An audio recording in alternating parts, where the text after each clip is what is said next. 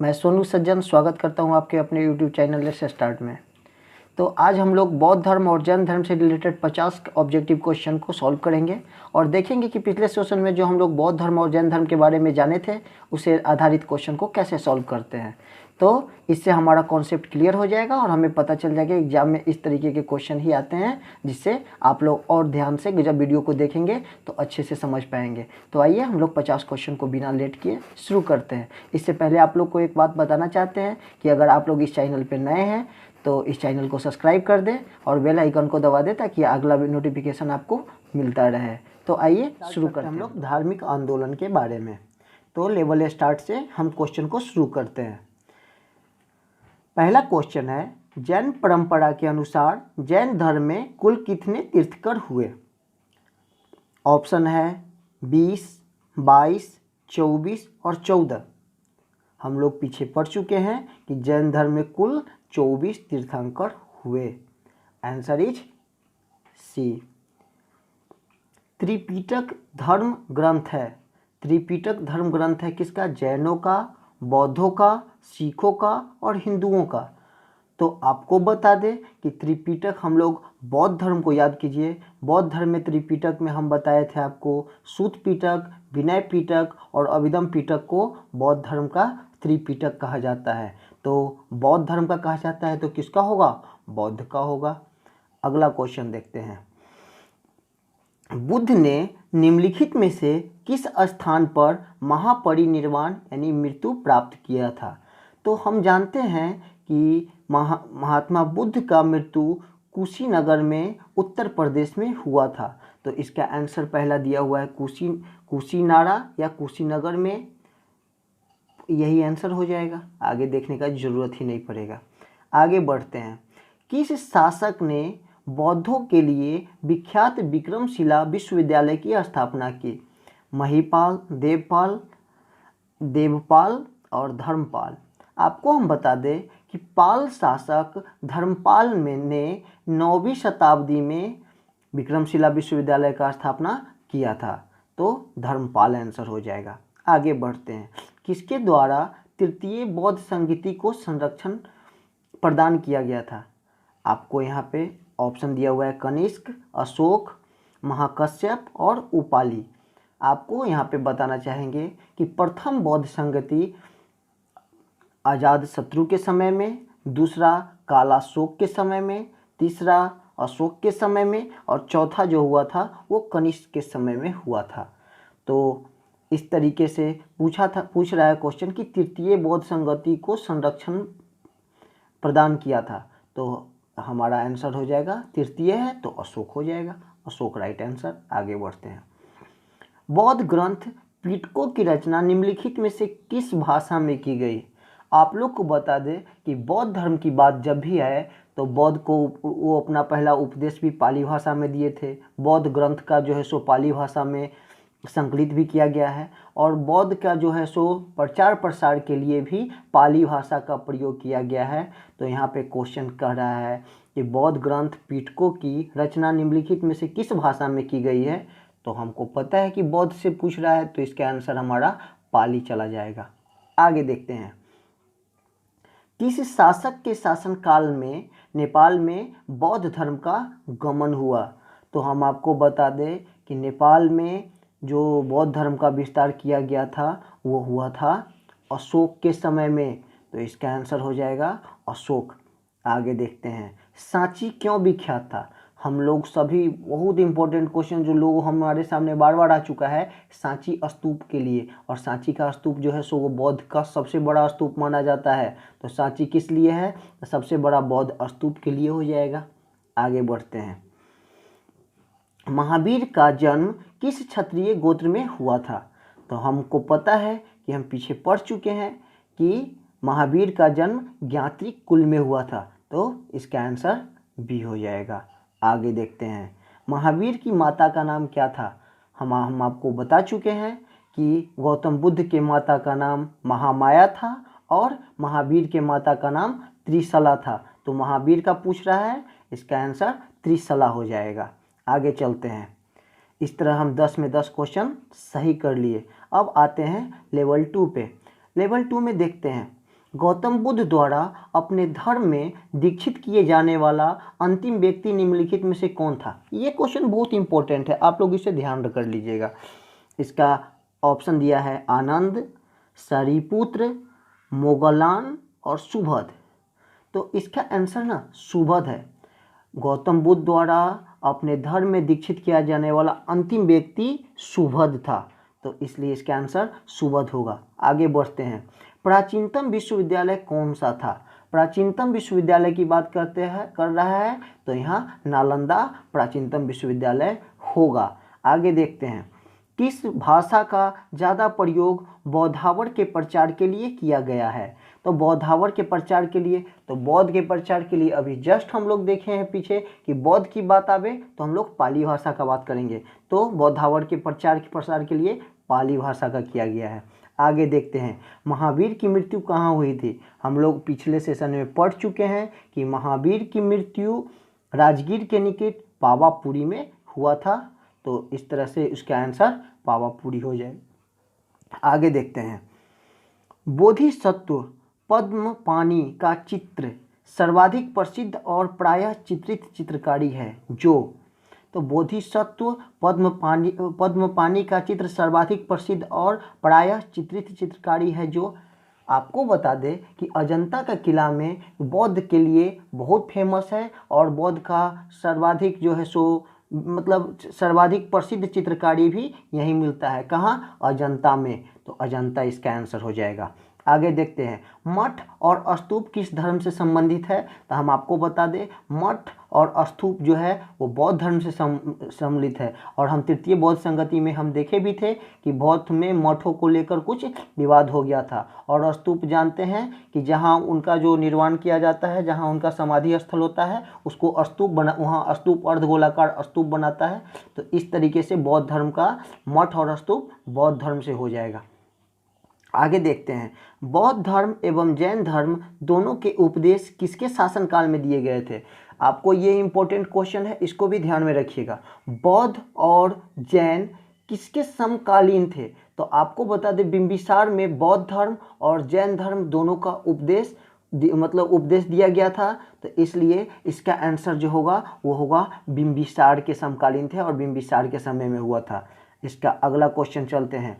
गौतम बुद्ध ने अपना प्रथम उपदेश कहाँ दिया था? तो गौतम बुद्ध हम लोग पीछे पढ़ चुके हैं कि गौतम बुद्ध ने अपना प्रथम उपदेश सारनाथ में दिए थे, जिसे बौद्ध धर्म में धर्म चक्र परिवर्तन के नाम से जाना जाता है। तो इसका आंसर क्या हो जाएगा? सारनाथ।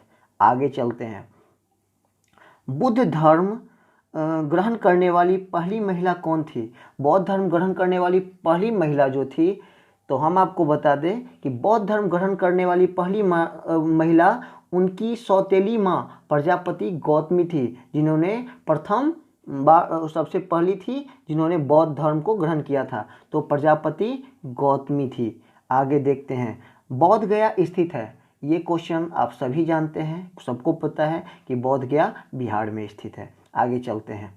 इस तरीके से ये 10 का 10 क्वेश्चन मेरा सही हो गया। अब हम आगे चलते हैं। आते हैं लेवल 3 में। जातक किसका ग्रंथ है?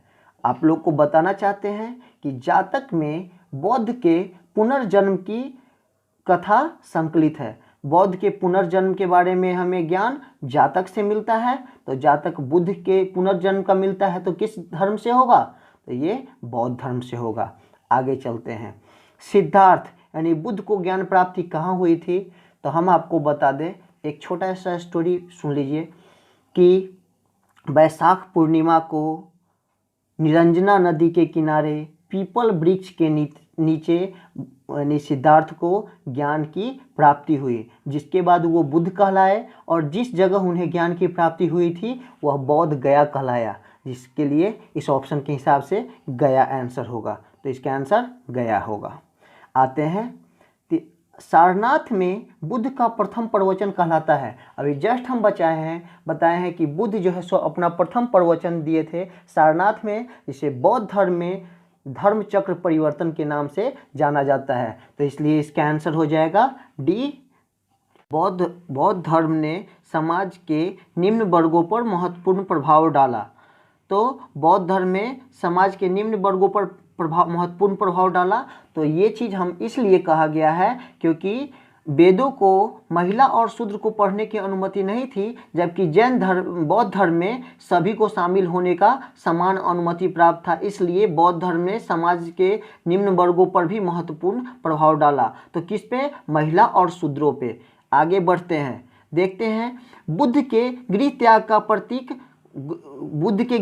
प्रतीक घोड़ा, हाथी, बैल और भेड़। हम लोग पीछे पढ़ चुके हैं कि बुद्ध के गृह त्याग का प्रतीक घोड़ा था। आगे बढ़ते हैं, गौतम बुद्ध द्वारा भिक्षुणी संघ की स्थापना कहाँ की गई थी? गौतम बुद्ध द्वारा भिक्षुणी संघ की स्थापना कहाँ की गई थी? तो हम जानते हैं कि गौतम बुद्ध द्वारा भिक्षुणी संघ की स्थापना जो है कपिल वस्तु में की गई थी। आगे बढ़ते हैं, देखते हैं सर्वप्रथम शून्यवाद यानी शून्यता का सिद्धांत का प्रतिपादन करने वाले बौद्ध दार्शनिक का नाम है।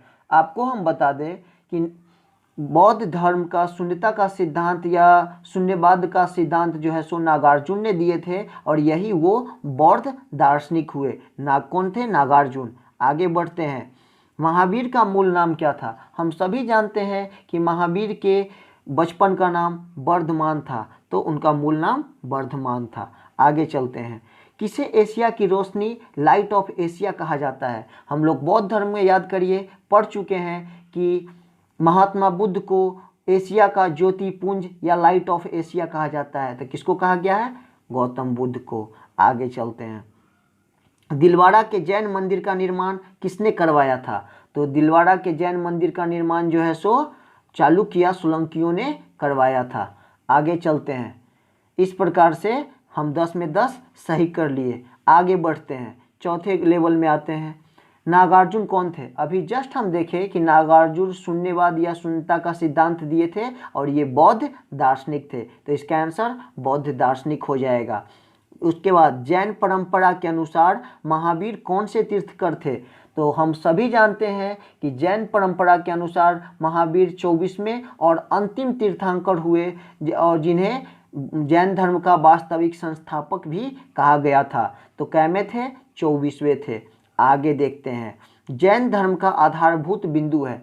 जैन धर्म में 5 महाव्रत याद होगा आपको। जैन धर्म में 5 महाव्रत थे जो इस प्रकार था: सत्य, अहिंसा, अस्तेय, अपरिग्रह और ब्रह्मचर्य। तो यही 5 महाव्रत थे जिसमें अहिंसा को सबसे आधारभूत और महत्वपूर्ण माना गया था। तो इसका आंसर हो जाएगा अहिंसा। आगे देखते हैं, जियो और जीने दो किसने कहा था? जियो और जीने दो महावीर स्वामी ने कहा था। तो महावीर स्वामी इसका आंसर हो जाएगा। आगे देखते हैं, तीर्थंकरों के क्रम में अंतिम कौन थे? तो अभी जस्ट हम देखें कि 24वें और अंतिम कौन हुए थे? महावीर हुए थे। तो इसका आंसर महावीर हो जाएगा। जैन धर्म में पूर्ण ज्ञान के लिए क्या शब्द है? हमको याद होगा कि जब जृंभिक गांव के समीप ऋजुपालिका नदी के किनारे साल वृक्ष के नीचे जब महावीर को कैवल्य की प्राप्ति हुई थी, यानी कि ज्ञान की प्राप्ति हुई थी, तो ज्ञान को कैवल्य शब्द से, मतलब कैवल्य शब्द से ही उसको जाना जाता है। तो उसके लिए एक अन्य शब्द कैवल्य हो जाएगा। आगे देखते हैं, महावीर स्वामी का जन्म कहाँ हुआ था? तो महावीर स्वामी का जन्म हम जानते हैं कि कुंडग्राम वैशाली में हुआ था। तो इसका आंसर फर्स्ट ही है, कुंडग्राम में हुआ था। आगे देखते हैं, कनिष्क के शासनकाल में चतुर्थ बौद्ध संगति यानी कि किस नगर में आयोजित की गई थी? कनिष्क के शासनकाल में चतुर्थ बौद्ध संगति सभा किस नगर में आयोजित की गई थी? तो हमको याद है प्रथम किया गया था अजातशत्रु के शासनकाल में, राजगृह में। दूसरा किया गया था कालाशोक के समय में, वैशाली में। तीसरा अशोक के समय में, पाटलिपुत्र में। और चौथा कनिष्क के शासनकाल में, कुंडलवन, कश्मीर में। काल में चतुर्थ बौद्ध संगति सभा किस नगर में आयोजित की गई थी? तो मगध, पाटलिपुत्र, कुंडलवन, कश्मीर और राजगृह। हम आपको याद दिला दें कि प्रथम बौद्ध संगति हुआ था अजातशत्रु के शासनकाल में, राजगृह में। दूसरा बौद्ध संगति हुआ था कालाशोक के समय में, वैशाली में। तीसरा बौद्ध संगति हुआ था अशोक के शासनकाल में, पाटलिपुत्र में। और चौथा बौद्ध संगति हुआ था कनिष्क के शासनकाल में, कुंडलवन कश्मीर में। तो हमारा आंसर हो जाएगा, कनिष्क के शासनकाल वाला पूछ रहा है तो कुंडलवन कश्मीर आंसर हो जाएगा। तो इसका आंसर हो जाएगा कुंडलवन कश्मीर। आगे देखते हैं, तृतीय बौद्ध संगति कहाँ आयोजित हुई थी। अभी जस्ट देखे कि तृतीय बौद्ध संगति अशोक के शासनकाल में पाटलिपुत्र में हुआ था, तो पाटलिपुत्र आंसर हो जाएगा। अशोक के शासनकाल में बौद्ध संगति किस नगर में आयोजित हुई थी। लीजिए वही क्वेश्चन फिर से है, तो आप इसका आंसर बखूबी पाटलिपुत्र मार सकते हैं। इस प्रकार हमारा 10 क्वेश्चन सही हो गया। अब हम आगे देखेंगे लेवल 5 को। निम्नलिखित में से कौन सी बात बौद्ध धर्म तथा जैन धर्म में समान नहीं है। अहिंसा, तो ये दोनों में समान है क्योंकि अहिंसा पे दोनों चलता है। वेदों के प्रति उदासीनता, ये दोनों में है। आत्मदमन, ये नहीं है क्योंकि जैन में आत्मदमन को अपनाया गया है जबकि बौद्ध में ऐसा नहीं है, तो आत्मदमन इसका आंसर हो जाएगा। आगे देखते हैं, निम्नलिखित में से किस नगर में प्रथम बौद्ध संगीति या सभा आयोजित की गई थी। प्रथम हम जानते हैं अजातशत्रु के शासनकाल में और राजगृह में हुआ था, तो राजगृह इसका आंसर हो जाएगा। आगे देखते हैं, बुद्ध के जीवन की 4 महत्वपूर्ण घटना और उनसे संबंध 4 स्थानों का नीचे उल्लेख है। यह 2 स्तंभ 1 एवं 2 में अंकित है। आपको इनका सुमेल करना है। कोई बात नहीं, हम लोग इसका सुमेल करते हैं। जैसे बुद्ध के जन्म की बात करता है तो हम जानते हैं कि बुद्ध का जन्म जो है कपिलवस्तु के निकट लुम्बिनी में हुआ था। तो 1 का 3 A3 यानी कि थर्ड ऑप्शन में देख रहे हैं। ज्ञान प्राप्ति जानते हैं बुद्ध को बौद्ध गया में हुआ था, तो B का 2 यानी B का 2 भी थर्ड ऑप्शन फॉलो कर रहा है अभी तक। प्रथम प्रवचन जानते हैं कि बुद्ध सारनाथ में दिए थे, जिसे धर्म चक्र परिवर्तन कहा गया है, जो पीछे अभी हम लोग सुन चुके हैं। तो ये इसका हो जाएगा A यानी कि C का A, यानी कि अभी तक का जो है सो वो C ऑप्शन कंफर्म कर रहे हैं। अगला देखते हैं निधन। तो निधन जानते हैं कि बुद्ध का कुशीनगर में हुआ था। इस प्रकार जो है सो फोर्थ ऑप्शन जो है, थर्ड ऑप्शन जो है सो फॉलो कर रहा है, इसलिए इसका आंसर जो हो जाएगा सी हो जाएगा। आगे बढ़ते हैं, निम्नलिखित में से कौन सबसे पूर्वकालिक जैन ग्रंथ कहलाता है। आपको बता दें कि जैन ग्रंथ को प्राचीन में पूर्व के नाम से जाना जाता था, जिसकी संख्या 14 थी, तथा बाद के जैन ग्रंथों को आगम कहा जाने लगा, जिसकी संख्या 46 थी। तो पूर्व जो प्राचीन काल में थी, पूर्वकालिक जो थी वो पूर्व कहलाता था, जिसकी संख्या कितना थी 14, तो 14 पूर्व इसका आंसर हो जाएगा।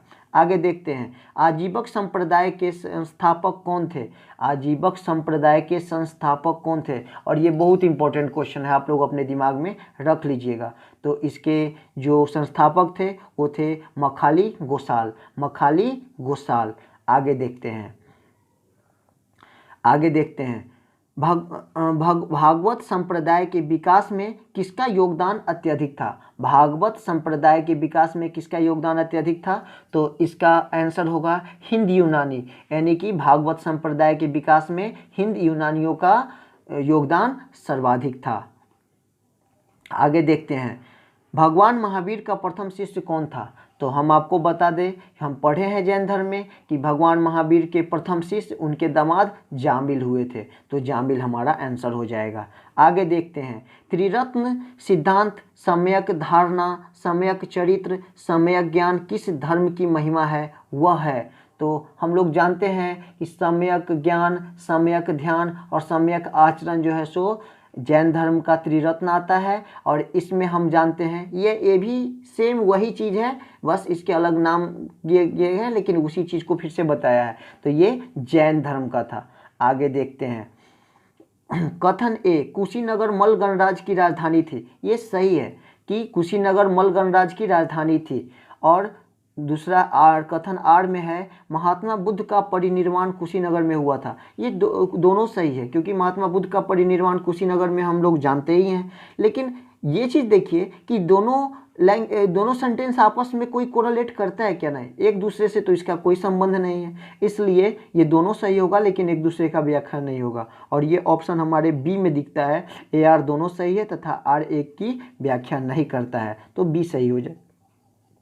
50, निम्नलिखित कथनों का विचार करें एवं चैत्य व विहार में अंतर क्या अंतर है इसे चुनें। तो हम आपको बता देना चाहते हैं, चैत्य का अर्थ होता मतलब होता है पूजा स्थल, और बिहार का मतलब होता है निवास स्थल, रहने का जगह। तो जो चैत्य होता है वो पूजा स्थल को कहा जाता है, बिहार रहने वाले स्थल को कहा जाता है। ये अब हमको ऑप्शन में चुनना है। तो इस तरीके से चैत्य पूजा स्थल, जबकि बिहार निवास स्थल, यानी कि ऑप्शन बी में ये दिया हुआ है। तो हमारा आंसर बी हो जाएगा।